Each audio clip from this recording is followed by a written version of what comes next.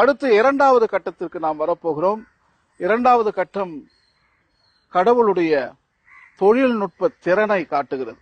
எவ்வளவு அழகாக இந்த பிரபஞ்சத்துக்கு அடித்தளம் விட்டு இருக்கிறார். இந்த கடல்களுக்கு யார் அடித்தளம் விட்டது? இந்த மலைகளை யார் உருவாக்கிறார்கள்? மனிதனால் உருவாக்க முடியாது, இறைவனால் தான் உருவாக்க முடியும். இவையெல்லாம் இயற்கை செல்வங்கள். நாம் பார்ப்பது எல்லாமே இந்த செல்வங்கள் நமக்கு கொடுத்திருக்கிறார். இந்த சுற்றுப்புற சூழல் என்பது ஒரு செல்வம். இதை நாம் உருவாக்க முடியாது, இயற்கை தான் உருவாக்க முடியும். இல்லை என்றால் படைப்பாளி தான் இதை உருவாக்க முடியும்.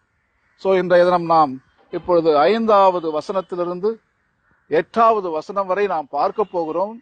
சகோதரர் ஆல்டன் நமக்கு படித்து காட்டப் போகிறார். அதிலே சொல்லப்பட்டிருக்கிறது, கடவுள் கடல் நீரை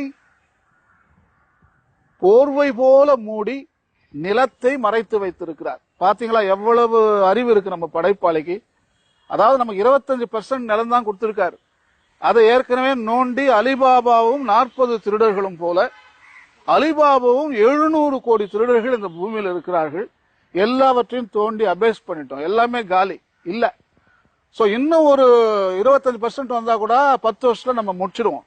இது படைப்பாளிக்கு தெரியும். இந்த 700 கோடி திருடர்களும் எல்லாத்தையும் எடுத்துருவாங்க. என்ன பண்ணாரு? அவங்க பார்க்காத வகையில கடலை போட்டு, அந்த நிலம், கடல்களில் நிலம் இருக்கு 75% பத்திரமா இருக்கு, அதை போட்டு மூடிட்டார். இவ்வளவு கடல் தண்ணி இல்லைன்னா அதையும் நோண்டிடுவாங்கன்ட்டு அவருக்கு நல்லா தெரியும். சோ மூடி வச்சுட்டு நம்ம எல்லாம் போன பிற்பாடு, நம்ம எல்லாம் ஒருவேளை நம்மளுடைய உயிர் என்ற நாடகம் முடிந்த பின்னால் நம்ம ரிட்டையர் ஆகும். அப்ப இந்த பூமி கண்டத்தட்டு நகழ்வியல் பிளேட் டெக்டானிக் ஆக்டிவ் வந்து இந்த 25% கடலுக்கு உள்ள போயிடும். கடலுக்குள்ள இருக்கக்கூடிய அந்த நிலம் மேல வரும். நமக்கு பின்னால வர்ற உயிரினம் a new world to colonize. எல்லா இயற்கை வளங்களும் நிறைந்து இருக்கின்றன அந்த நிலத்தில். படைப்பாளுடைய அறிவு பாத்தீங்களா? சோ அந்த என்ஜினியரிங் பத்தி தான் இப்ப நம்ம ஆல்டன் பிரதர் படிக்க போகிறார்.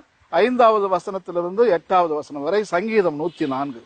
நீவீர் பூ உலகை அதன் அடித்தளத்தின் மீது நிலைநாட்டினீர், அது என்றென்றும் அசைவுறாது.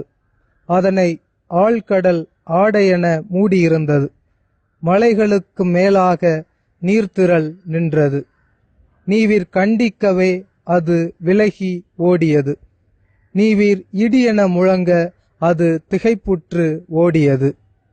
அது மலைகள் மேல் ஏறி பள்ளத்தாக்குகளில் இறங்கி அதற்கென குறித்த இடத்தை அடைந்தது.